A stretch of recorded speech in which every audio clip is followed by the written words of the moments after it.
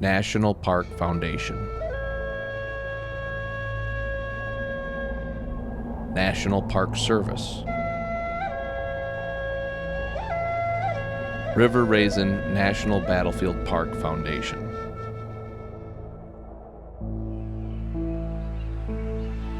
Footage of wild rice. Manoomin. The translation is the good seed. Roger LaBine paddles a canoe on the water. I've been involved in wild rice restoration out on Lac Vieux Desert, our homeland waters, our home territory, since 1972. My mentor and my grandparents, my uncle, took me to the rice beds in northern Wisconsin. My uncle had this vision that he would like to reintroduce Manoomin to our home community, because both my grandparents and my mentor, my uncle, seen a lot of the knowledge from this sacred gift as part of our identity was slipping away from our community. Right now I'm the delegate on the Michigan Wild Rice Initiative to help start addressing some of these Manoomin issues.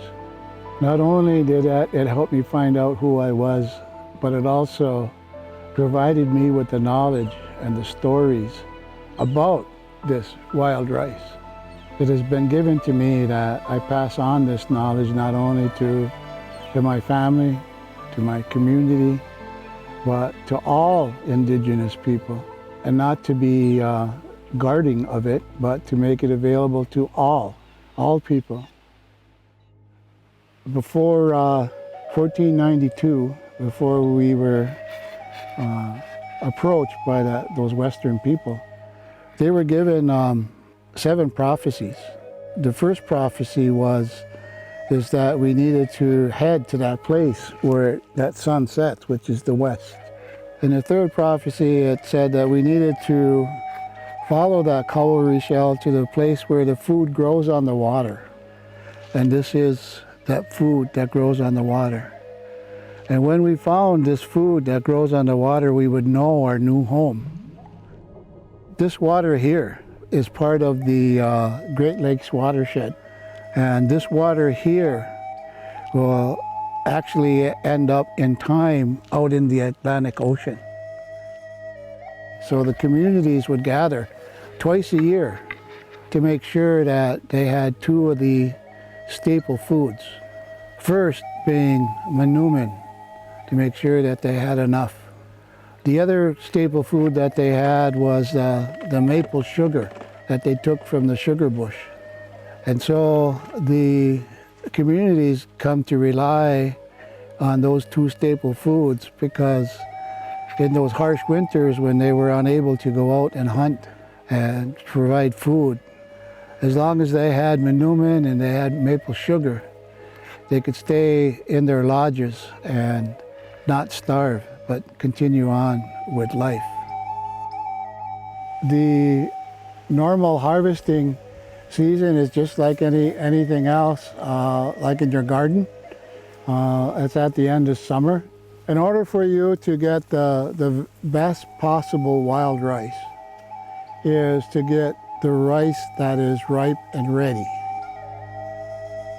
Before you put your canoe in the water, before you jump in it and come out here, you offer your asema and you talk to all these beings that are out here, tell them what you're going to do, thank them for it. Asema, tobacco which is sometimes offered respectfully for prayer, healing, and ceremony. And what I always ask is to give me only what I need, not to be greedy. I save a lot of this other stuff for those ones that will follow me, but also those winged ones are going to become dependent on this to make sure that they're healthy as they make their migration south. That's another reason that the Creator doesn't make all this ripen at one time.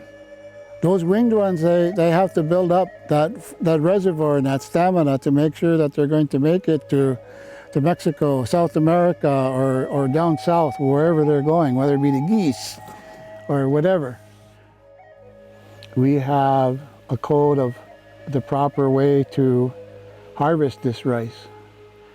It's with these knockers, with that push pole, in a canoe that's no longer than 36 inches wide or 17 feet long. But that's only enforced on our tribal members. Anybody who wants to come and get some of this can do it by any means that they feel they need to come out here and try to get it. You need a set of ricing sticks. And there's a slang called for given to these, and they're called knockers. And the reason that they're called knockers is because you're actually knocking the ripe rice off these heads into the bottom of the canoe. Your ricing stick, depending on which state you're in, is either 36 or 39 inches. Both of these together cannot weigh more than 1 pound. What we actually make this ricing stick out is out of cedar, white cedar. And white cedar is one of the sacred medicines. The other thing that a lot of the recommendations would be to fall in line and to being consistent and conform to especially tribal rules is your jiman or your canoe.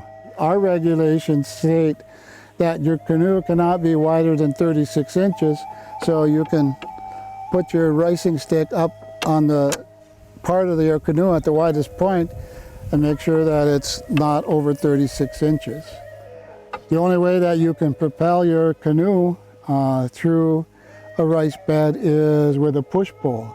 And that push pole is made out of, ideally, if you can find a tamarack, which is the most durable, the most strong, and most dependable, spruce, balsam, and cedar. But all four of them grow very straight. Not only do they grow very straight, but when they're dried out, they're very, very light.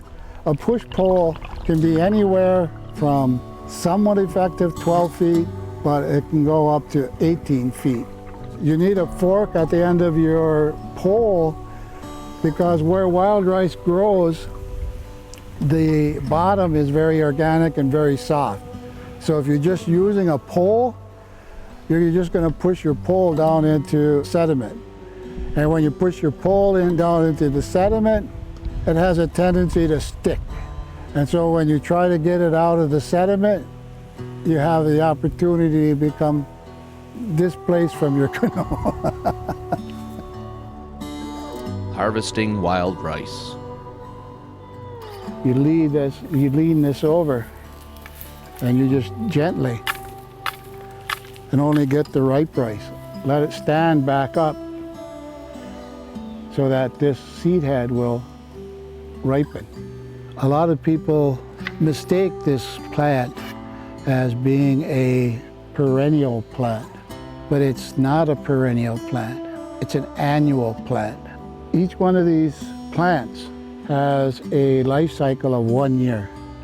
Its life cycle begins when it falls from this seed head, when it is ripe, when it is mature. It can be taken off from this seed head in several ways. It could be taken off by the thunderbirds. It could be taken off not only from the rain itself, but the winds that blow this back and forth. The best harvester is that guy upstairs when he sends those thunderbirds. Or you can come out there when we come out here and we start rustling these bushes. As we start doing this and start doing this, you know, not all the seed that we get comes in here. When this falls, this tail acts like a rudder. And so when it falls, you can see it almost like a torpedo. So when this seed don't go down like this and everything, the seed will fall down into the bottom. And this bottom is very organic, very soft. Every seed that falls down into that seed bank germinates over the winter. And so as Mother Earth sleeps, and that cold comes in, and that ice comes over these waters and cools it down, this seed starts to germinate.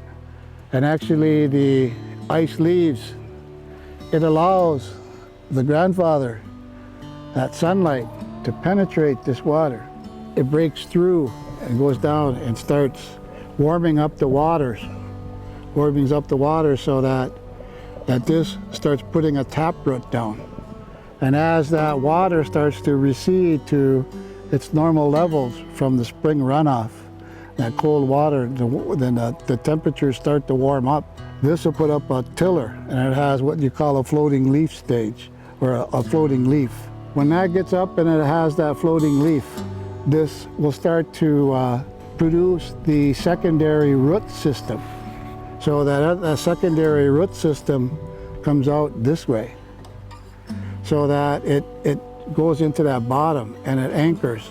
It'll stand strong and firm, and then in June and into July, it'll start putting up these tillers from the water.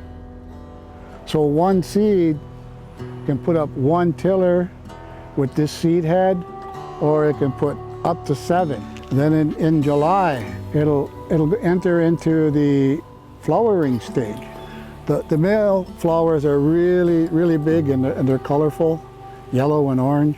But when you look at the flower on this female, it's just really small. It almost looks like a tuft of an eagle feather. So it doesn't take much pollen to pollinate the seed. As this plant reacts to that wind, this female plant comes in contact with that male part right here and becomes pollinated. And again, it don't take very much.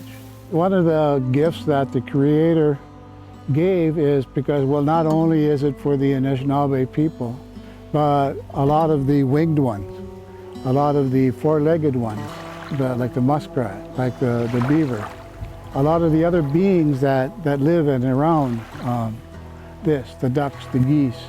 And that's why it was important to our ancestors, is that because when they found a very, very good bed of Manoomin, it enabled them not only to harvest this in the fall, but it helped them with the fish, with the muskrats and everything else that they needed. It brought those things to them, whether it be this water spirit, whether it be a key, Mother Earth, and giving its nutrients, or if it's Mishomis, that grandfather's son,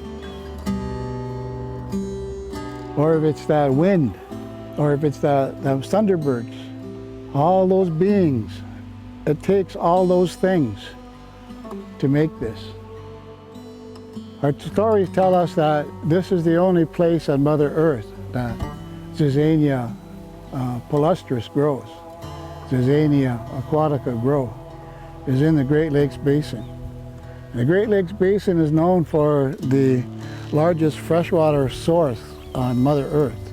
Even the Western science world consider this a key species because of when it's here, the impact to the habitat and to the environment. When it is gone, you also look at the impact when this isn't here and what it does to the habitat and to the wildlife and to the community that's left behind. This is an indicator that the water quality is one of the best and what it's known for as the water of the Great Lakes system. This plant, this Manoomin, this spirit garden, has a spirit, and it has provided us with a sacred gift. It's become a staple food of my ancestors. Our communities today need to move forward in trying to make sure that this Manoomin is always available to the community in remembrance of where we came and why we're here. Footage of wild rice.